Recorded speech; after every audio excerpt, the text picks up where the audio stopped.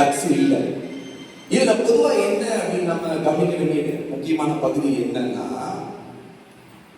பொதுவா அத்தி மரம் பூக்காத மரம்.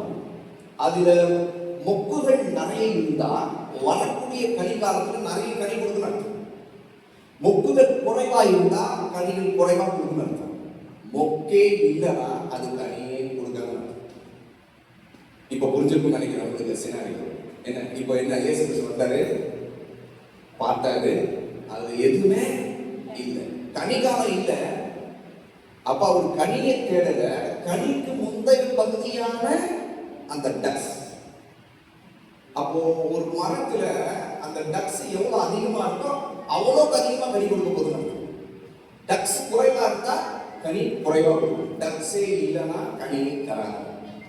இப்ப நம்ம எல்லாருமே ஆண்டோடைய பார்வையில மரங்களாக சபையிலே ஆண்டவர் நிற்க வச்சிருக்காரு.